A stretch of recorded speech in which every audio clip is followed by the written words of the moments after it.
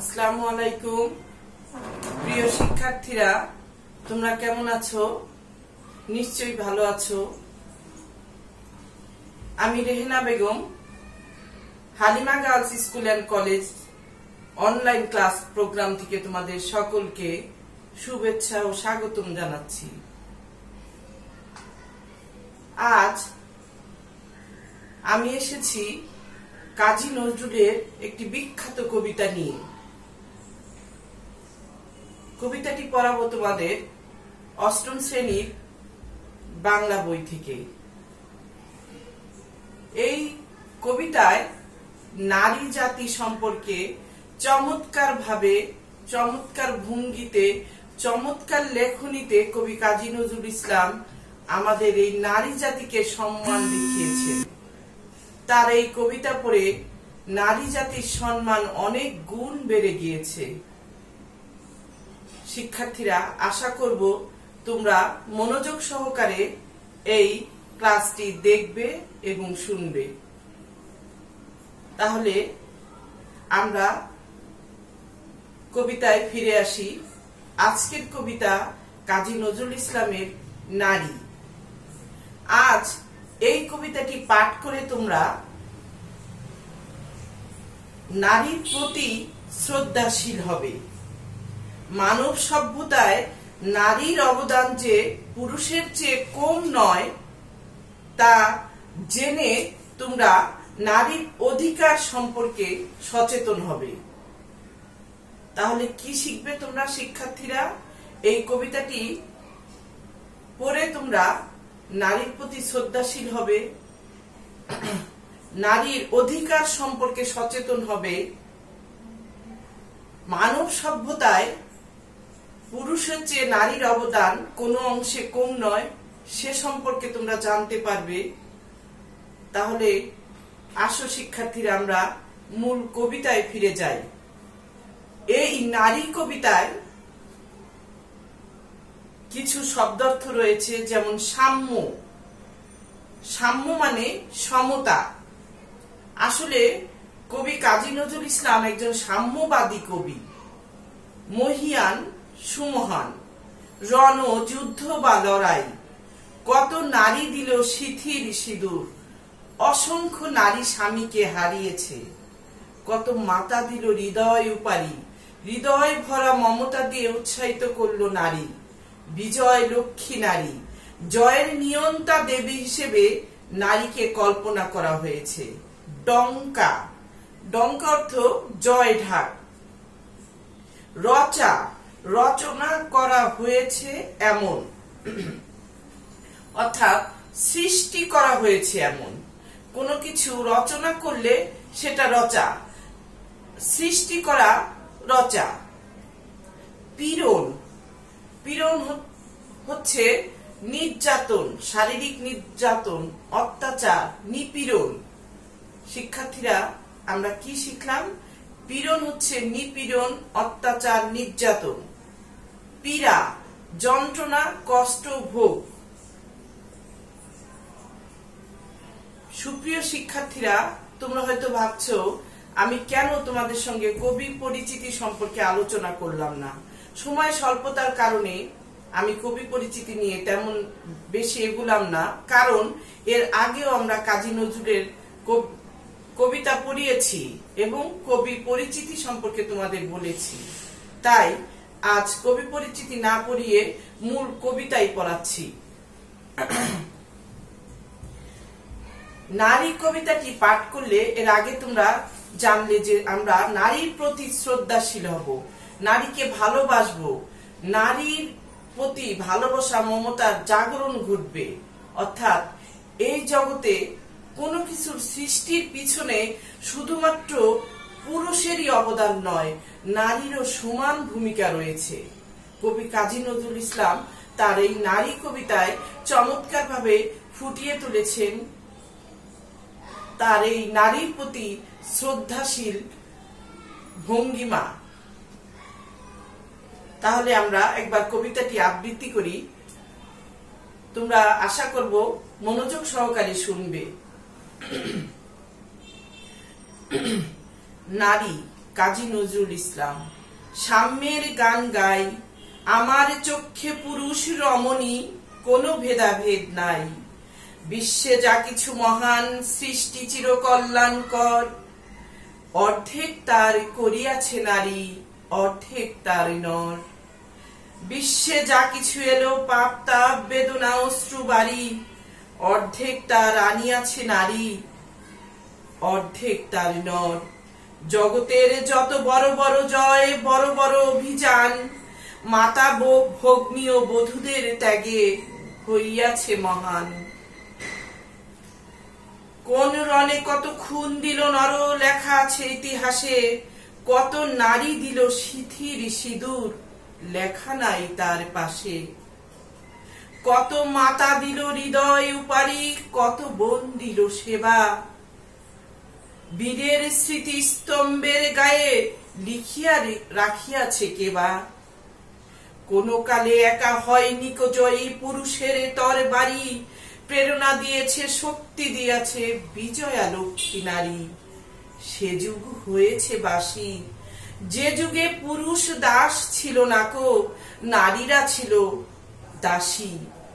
বেদনার যুগ, মানুষের যুগ, সাম্যের যুগ আজি, কেহ রহিবে না বন্দি, কাহারো উঠিছে ডঙ্কা বাজি। নর যদি রাখে নারীরে বন্দি, তব এর পরযুগে আপনারই রচা ওই কারাগারে পুরুষ মরিবে ভুগে। যুগের ধর্ম এই, পীড়ন করিলে সে পীড়ন এসে পীড়া দেবে তোমাকে। প্রিয় শিক্ষার্থীরা, তোমরা কবিতাটি শুনলে। আসলে এই কবিতাটি অনেক বড় আকারে লেখা, এখানে সংক্ষিপ্ত আকারে তোমাদের অষ্টম শ্রেণীর পাঠ্য বইয়ে আনা হয়েছে। আশা করব তোমরা এখন কবিতাটি সম্পর্কে, কবিতাটির ব্যাখ্যা আমার কাছ থেকে শুনবে এবং মনোযোগ সহকারে শুনবে। সাম্যের গান গাই, অর্থাৎ এখানে সবাই সমান, এই গান গাই। কবি কি লিখেছেন? এখানে সবাই আমরা সমান, আমরা এই গান গাই। আমার চোখে পুরুষ রমণী, কোনো ভেদাভেদ নাই।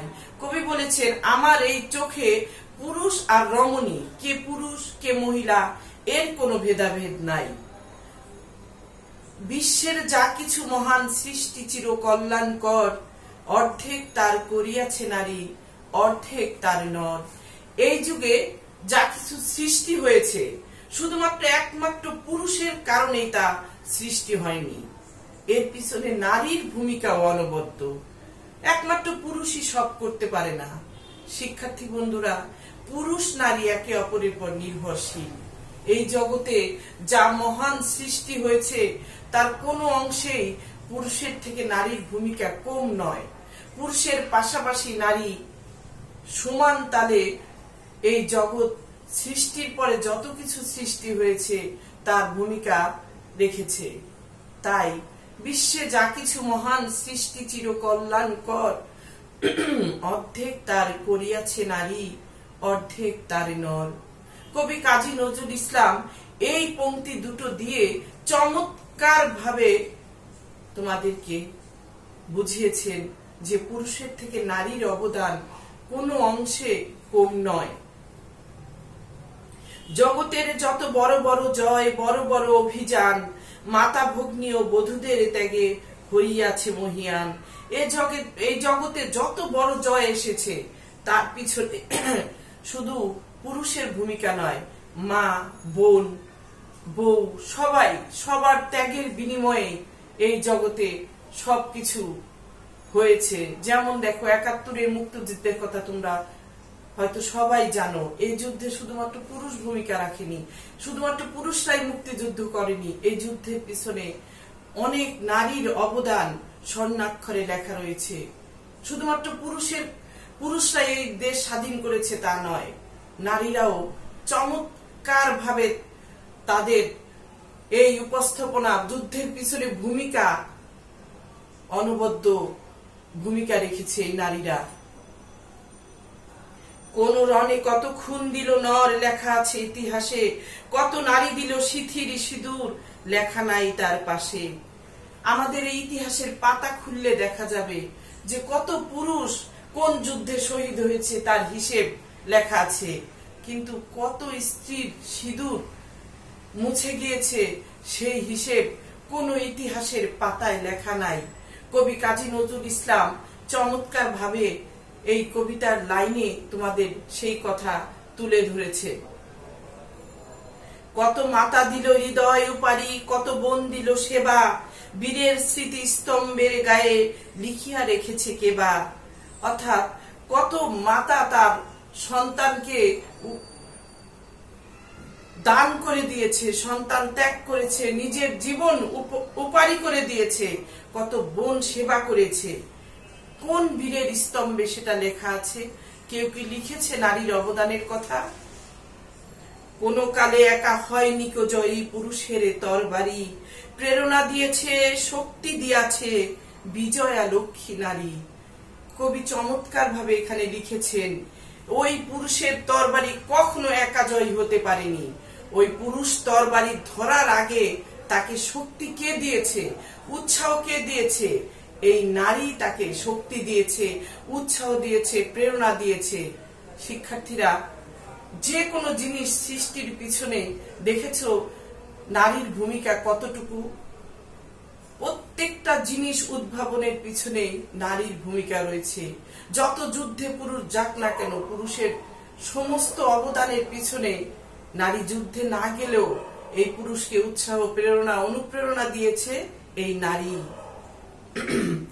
সে যুগ হয়েছে বাসি, যে যুগে পুরুষ দাস ছিল না কো, নারীরা আছিল দাসী। কবি সুন্দরভাবে এখানে লিখেছেন, সে যুগ অনেক আগে চলে গিয়েছে, সে যুগ বাসি হয়ে গিয়েছে, সে যুগ আর এখন নেই। কোন পুরুষের দাস হয়ে কোনো নারী থাকবে না। যুগ এখন পাল্টে গেছে, পরিবর্তনের জোয়ার এসেছে। আজ নারীরা নিজেদের ভূমিকায় অনবদ্য, তারা পুরুষের পাশাপাশি সমস্ত কাজে সমানভাবে তাল মিলিয়ে যাচ্ছে। বেদনার যুগ, মানুষের যুগ, সাম্যের যুগ আজি, কেহ রহিবে না বন্দি, কাহারও উঠিছে ডঙ্কা বাজি। সুন্দরভাবে কবি লিখেছেন, সেই বেদনার যুগ, সাম্যের যুগ, মানুষের যুগ, সমতার যুগ, আমাদের যুগ আজ। এখানে কোনো নারী আর বন্দি থাকবে না ঘরে। পুরুষের বন্দিশালায় আর কোনো নারী বন্দি থাকবে না। যেমন পুরুষের অধিকার রয়েছে এই সমাজে, সমান অধিকার রয়েছে নারীরও। নর যদি রাখে নারীরে বন্দি, তবে এর পরযুগে আপনারই রচা ওই কারাগারে পুরুষ মরিবে ভুগে। যদি কখনো কোনো কারাগারে কোনো নর নারীকে বন্দি করে রাখে, তবে ওই কারাগারে একদিন ওই পুরুষকেই ভুগে ভুগে মরতে হবে। প্রিয় শিক্ষার্থীরা, নিশ্চয় তোমরা বুঝেছো যে এখানে নারীর প্রতি কত সম্মান দেখানো হয়েছে। এই কবিতা আবৃত্তি করে শিক্ষার্থীরা তোমরা নারীর প্রতি শ্রদ্ধাশীল হবে, নারীকে ভালোবাসবে, তাদের সম্মান দেখাবে। মানব সভ্যতার পিছনে নারীর অবদান কোনো অংশে কম নয়, এ ব্যাপারে তোমরা পুরোপুরি জেনে যাবে এই কবিতা পড়ে। তাই তো কবি এই বইয়ের শেষ লাইনে লিখেছেন, যুগের ধর্ম এই, পীড়ন করিলে সে পীড়ন এসে পীড়া দেবে তোমাকেই। অর্থাৎ যুগের নিয়মই এটা, তুমি একজনকে দুঃখ দিবে, বিনিময়ে তুমি দুঃখ পাবে। তুমি আর একজনকে দুঃখ দিবে, বিনিময়ে সে দুঃখ পাবে। দেখেছো, কেউ কাউকে কষ্ট দিয়ে কখনো নিজে ভালো থাকতে পারবে না। এটা যুগের ধর্ম। তবে শিক্ষার্থীরা, নিশ্চয়ই তোমরা কবিতার মূল ভাবটা বুঝে নিয়েছো। আসো এখন তোমাদেরকে আমি এই কবিতার পাঠ পরিচিতি সম্পর্কে আলোচনা করি। পাঠ পরিচিতিতে কি লেখা আছে দেখো। নারী কবিতাটি কাজী নজরুল ইসলামের সাম্যবাদী কাব্যগ্রন্থ থেকে সংকলিত হয়েছে। এই কবিতাটিতে কবি কাজী নজরুল ইসলাম তার সাম্যবাদী কাব্যগ্রন্থ থেকে সংকলন করে এই অষ্টম শ্রেণীর বইতে লিপিবদ্ধ করা হয়েছে। সাম্যবাদী কবি নরনারী উভয়কেই মানুষ হিসেবে দেখেন। কবি সব সময় সাম্যবাদী মনোভাব তার ভিতরে আছে। তিনি আমাদের জাতীয় কবি, বিদ্রোহী কবি কাজী নজরুল ইসলাম। তার দৃষ্টিতে নর নারী তার কাছে সবাই সমান। তিনি জগতে নরনারীর সাম্য বা সমান অধিকারে আস্থাবান। তার মতে পৃথিবীতে মানব সভ্যতা নির্মাণে নারী পুরুষের অবদান সমান, কিন্তু ইতিহাসে পুরুষের অবদান যতটা লেখা আছে, নারীর অবদান কি ততটা লেখা আছে? না, ততটা লেখা হয়নি। কিন্তু এখন এসেছে দিন বদলের, দিন পরিবর্তনের সময় এসেছে শিক্ষার্থীরা। এখন এসেছে সম অধিকারের দিন। তাই নারীর উপর আর কোনো নির্যাতন চলবে না, তার অধিকারকে ক্ষুণ্ণ করা চলবে না। নারী পুরুষ সবাইকে সুন্দর উজ্জ্বল ভবিষ্যৎ রচনা করতে হবে সম্মিলিতভাবে। নারী পুরুষ সবার সম্মিলিত প্রচেষ্টায় আমরা একটি সুন্দর সমাজ গড়ে তুলব, এই আমাদের অঙ্গীকার হোক। এই কামনায় আজকের ক্লাস আমি এখানেই শেষ করব। প্রিয় শিক্ষার্থীরা, এই করোনা কালে তোমরা সকলে ভালো থাকবে, সচেতন থেকো, সরকারি স্বাস্থ্যবিধি মেনে চলবে আশা করব। এবং আজকের ক্লাসে এই নারী কবিতাটি তোমাদের যেভাবে পড়ালাম তোমরা বারবার সেভাবে পড়বে এবং যত পড়বে ততই জানতে পারবে। তবে তোমরা ভালো থেকো। আজকের মতো এখানেই বিদায় নিচ্ছি। আল্লাহ হাফেজ।